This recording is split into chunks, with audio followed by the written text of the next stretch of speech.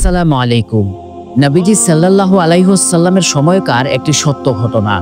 যখন নবীজি সাল্লাল্লাহু আলাইহি ওয়াসাল্লাম প্রথমবারের মতো জিনদের সাথে সাক্ষাৎ করেন। রাসূলুল্লাহ সাল্লাল্লাহু আলাইহি ওয়াসাল্লাম তখন মক্কায় ছিলেন।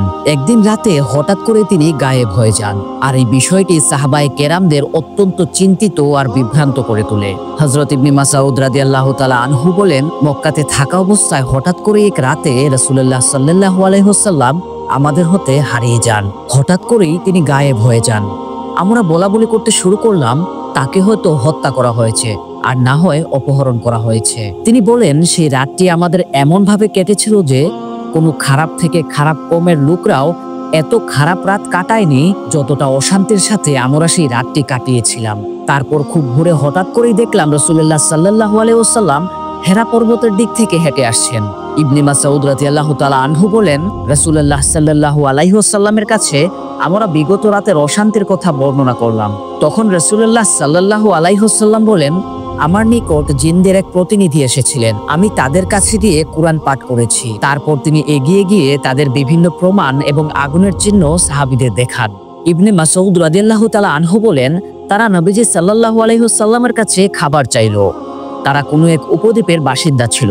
নবীজি সাল্লাল্লাহু আলাইহি ওয়াসাল্লাম বললেন, যে সমস্ত হাড়ে আল্লাহ তাআলার নাম নেওয়া হয়েছে সেই সমস্ত হাড়গুলো তোমাদের হাতে আসার সাথে সাথে মাংসে পরিপূর্ণ হয়ে যাবে, ঠিক যেমন পূর্বে তা মাংসে পূর্ণ ছিল। আর সব ধরনের বিষ্ঠা এবং গোবর তোমাদের পশুদের খাদ্য হবে। একথা বলার পর নবীজি সাল্লাল্লাহু আলাইহি ওয়াসাল্লাম সাহাবীদের দিকে তাকিয়ে বললেন, যেহেতু সকল প্রকার বিষ্ঠা এবং গোবর তোমাদের ভাই জিনদের খাদ্য, তাই সেগুলোকে তোমরা ঢিলা বা ইস্তেঞ্জা হিসেবে ব্যবহার করবে না। অনেক মুফাসসির কেরামদের মতে সেই ঘটনাটি নবীজি সাল্লাল্লাহু আলাইহি ওয়াসাল্লামের সাথে তখন ঘটেছিল যখন তিনি তায়েফ থেকে ইসলামের দাওয়াত দিয়ে মক্কায় ফিরছিলেন। তায়েফের কাফেররা নবীজি সাল্লাল্লাহু আলাইহি ওয়াসাল্লামের ইসলামের দাওয়াতকে অস্বীকার করার পর নবীজি সাল্লাল্লাহু আলাইহি ওয়াসাল্লামকে অনেক কষ্ট দেয়। এমনকি তারা নবীজি সাল্লাল্লাহু আলাইহি ওয়াসাল্লামের উপর পাথর নিক্ষেপ করেছিল। তিনি তায়েফ থেকে মক্কায় ফেরার পথে ক্লান্ত হয়ে জমিনে বসে পড়েন এবং সেখানে নামাজ আদায় করেন। যখন নবীজি সাল্লাল্লাহু আলাইহি ওয়াসাল্লাম নামাজ আদায় করছিলেন, তখন তিনি কুরআন তিলাওয়াত করছিলেন। আর ঠিক সেই সময় জিনদের একটি দল সেখান দিয়ে যাচ্ছিল। যখন সেই জিনগুলো কুরআন তেলাওয়াত শুনতে পেল, তখন তারা সেখানেই দাঁড়িয়ে গেল। আর এই বিষয়টি মহান আল্লাহ তাআলা পবিত্র কুরআনেও বলেছে, সূরা আল আকাফ আয়াত নম্বর 29 এবং 30, যেখানে মহান আল্লাহ তাআলা বলেছেন, যখন আমি একদল জিনকে আপনার প্রতি আকৃষ্ট করেছিলাম, তারা কুরআন পাঠ শুনছিল। তারা যখন কুরআন পাঠের জায়গায় উপস্থিত হলো, তখন পরস্পরকে বলল, চুপ থাকো।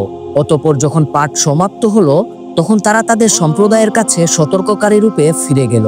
তারা বলল, হে আমার সম্প্রদায়, আমরা এমন এক কিতাব শুনেছি যা মুসার পর অবতীর্ণ হয়েছে। এই কিতাব পূর্ববর্তী সব কিতাবের প্রত্যয়ন করে, সৎকর্ম এবং সরল পথের দিকে পরিচালিত করে। এবং তারপর সেই সমস্ত জিনেরা নবীজি সাল্লাল্লাহু আলাইহি ওয়াসাল্লামের খেদমতে হাজির হয় এবং নবীজি সাল্লাল্লাহু আলাইহি ওয়াসাল্লাম তাদেরকে কোরআন পাঠ করে শোনান।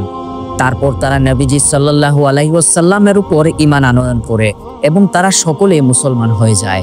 সুবহানাল্লাহ। এই ছিল আজকের ভিডিওটি যদি ভালো লাগে অবশ্যই আমাদের চ্যানেলটি সাবস্ক্রাইব করে নেবেন এবং এই ভিডিওটি শেয়ার করে দিবেন এবং কমেন্ট বক্সে আপনাদের মূল্যবান মন্তব্য করে যাবেন। দেখা হবে অন্য কোনো ভিডিওতে। আসসালামু আলাইকুম ওয়া রাহমাতুল্লাহি ওয়া বারাকাতুহু।